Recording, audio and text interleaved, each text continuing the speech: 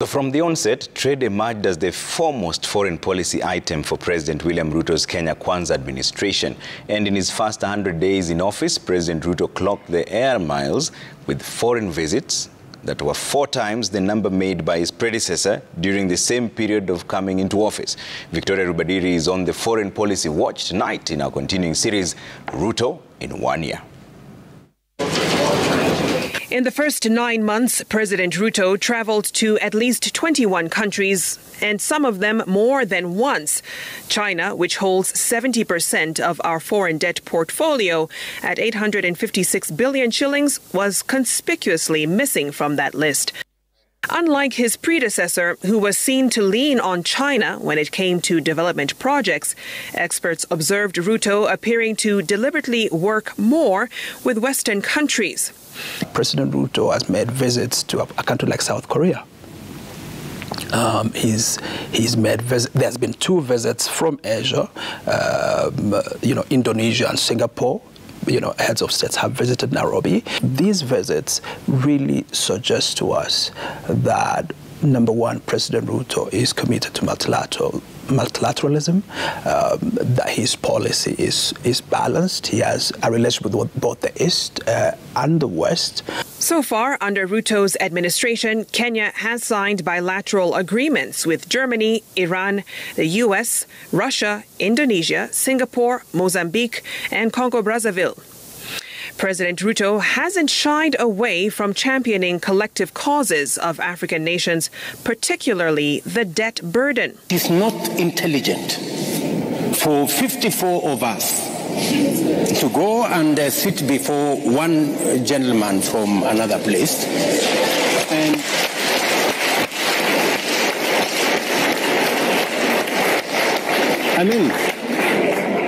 and sometimes we are mistreated. We are loaded into buses like school kids. And it's not right. This statement made at the international stage captures global attention, and he likes that. So it's okay, and he's giving me the profile. It is when people ask hard questions about what it means. That's a different matter. Nonetheless, Ruto has also used several opportunities to criticize global financial institutions for classifying African countries as high-risk borrowers and calling for a restructuring of the global lending architecture, the most recent petition at the Africa Climate Summit in Nairobi.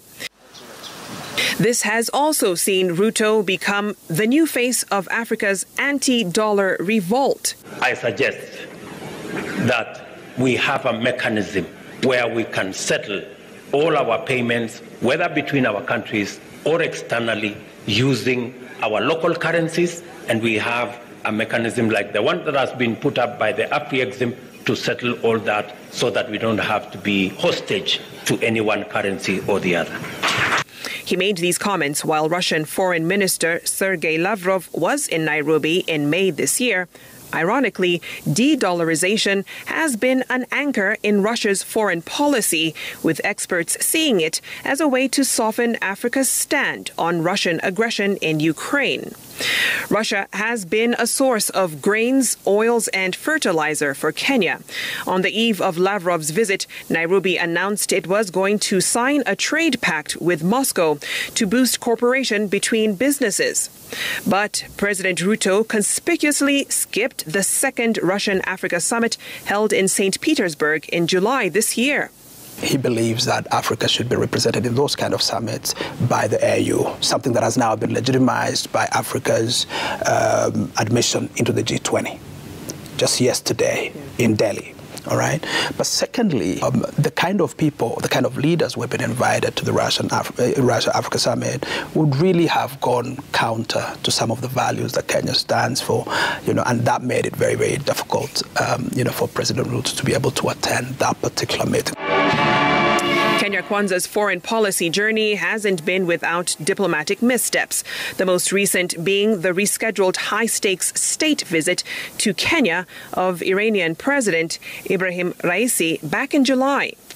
The Ministry of Foreign Affairs quickly released a statement blaming the rescheduling on the finalization of key MOUs between the two countries. Though President Raisi did eventually visit State House, there were questions around what the Iranian head of state's visit meant for key Kenyan allies like Israel and the United States. Israel was the first to build an embassy structure in Nairobi before independence. And then for Kenya to be seen to be one of those places trying to make Iran acceptable, that's trouble from the Americans. And maybe got a few squeezes here and there because they shouldn't. So it was a mistake.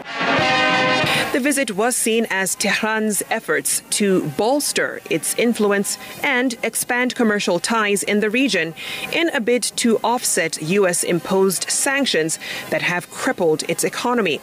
The Ministry of Foreign Affairs, however, countered that narrative. We're having challenges right now in terms of our tea markets globally. Our two major markets for tea presently are, Pakistan and Sudan. All right? So Sudan is facing the challenges that we have just discussed. It is very important for Kenya to be able to strengthen other markets for its commodities. And so Iran plays a very important role in that respect. And that is very, very consistent with our economic diplomacy strategy. Trade Cabinet Secretary Moses Kuria's comments on the ongoing Sudan conflict in May also had analysts raise concern on whether that would dent Kenya's diplomatic profile in the region. His controversial proposal on Twitter was to, quote, bomb Khartoum to smithereens, end quote, if the country's warring generals refused to lay down their arms and surrender to democratic rule. The real focus at that point in time was cessation of hostilities, cessation of the conflict, opening up of humanitarian corridors, amongst others. That was not successful. And then following that, there was then a physical meeting in Djibouti, bringing together the heads of state again. It's at that point that one of the resolutions of the meeting was that the East Africa Standby Force should be activated and be deployed at the earliest possible opportunity. That decision by the quartet of Kenya, Ethiopia, South Sudan and Somalia tasked with brokering Sudan peace talks saw General Yasir Alata, the assistant commander-in-chief of the Sudan Armed Forces, accuse Ruto of being, quote, a mercenary for another country, end quote. Whichever way, it came out very badly. And as a result, the president was humiliated in IGAD. And he was supposed to lead there. And the Sudanese just said no. End of the story. So his effectiveness there gets lost. A year into the Kenya Kwanza foreign policy journey has also seen quiet recalls of ambassadors and key diplomatic staff from Egypt, China, France, Angola, Belgium, the US and the UK, to name a few. Despite talk of a major reshuffle of the country's diplomatic postings back in January this year, there hasn't been much on the ambassadorial front. Diplomacy tends to be trade, and then peppered with political dynamics, because political dynamics tend to control the trade connections. So those dynamics, that's where the bilateral comes in. How are we relating so that we can open up avenues for trade?